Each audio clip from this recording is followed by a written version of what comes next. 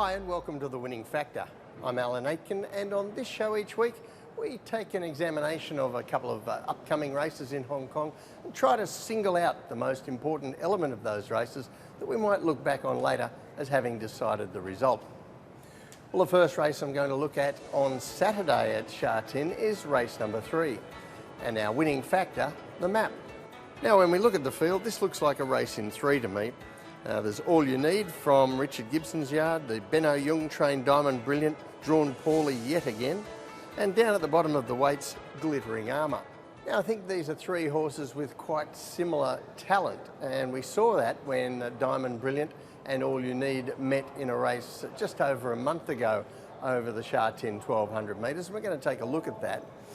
We go back to race 561, Diamond Brilliant in the green and red colours, just behind the leaders 3 wide, but with some cover, while All You Need in the purple and white is immediately on his inside. And as you can see, in the straight, they made their runs together. And on this occasion, Diamond Brilliant managed to get the better of the battle. Meanwhile, Glittering Armour returned from an enforced spell due to a bleeding attack when he ran first up at Happy Valley. And we'll see him here in race 607. There was good speed on.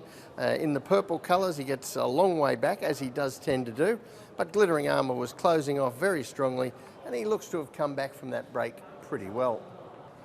So these are 3 similar types, as I said earlier, and normally, given that they have similar talent, that might point us in the direction of Glittering Armour right down in the weights. But of course, that's only under the ideal circumstances, and to my way of thinking, the circumstances here are only going to suit one of these 3 horses. And we'll take a look now at the all-important map, and you can see that the leaders I've got here are Royal Chocolate and Regency Darling, with Hasta Luego close up. Glittering Armour, as we see in his form, he gets a long way back, and from an outside gate here, that looks almost certain he's going to be at the rear. That leaves us with Diamond Brilliant and All You Need. And Diamond Brilliant, wearing cheek pieces this time, and with Zach Burton aboard, he could be in a similar place to what we saw in that video earlier.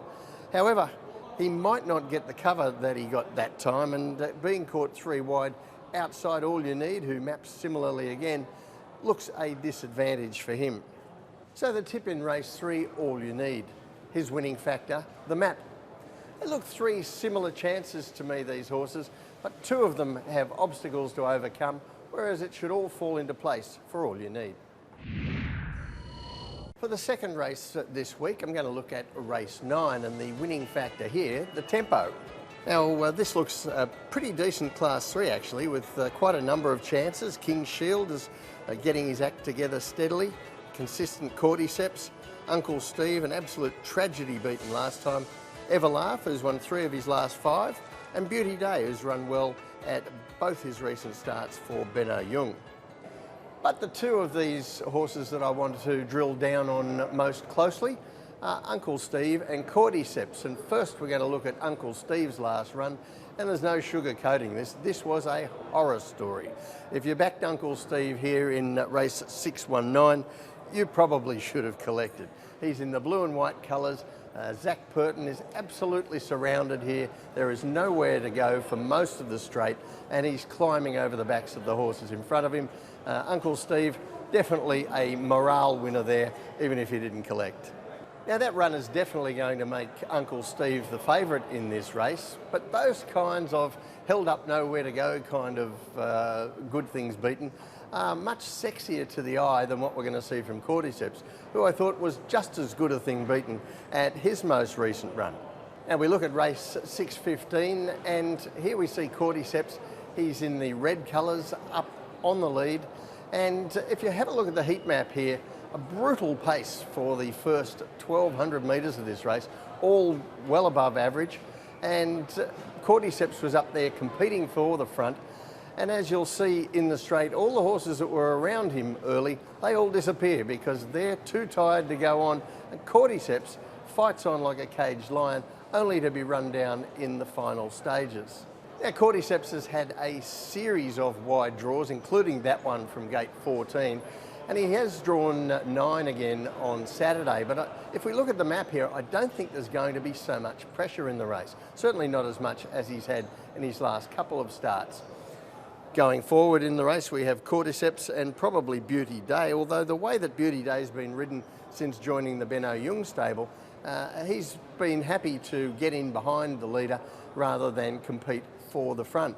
So he might even let Cordyceps go and let Joe Moreira dictate the pace out in front. Now, as you can see on the map, Uncle Steve, he maps beautifully as well. He's going to be right on the backs of the leaders, hopefully with no excuse this time. But he's also tackling the mile for the first time, while Cordyceps has already shown he's very strong at the distance. So the tip in race 9, Cordyceps, his winning factor, the tempo. He's again been done no favours at the draw, but this time he doesn't look to have the sort of brutal tempo that he has had, and I think that change in pressure on the front end should see him as a very worthy rival for the obvious favourite Uncle Steve. I think Cordyceps might even out-tough him at the finish. Well, that's it for this week. Good luck on Saturday. We'll catch you next time.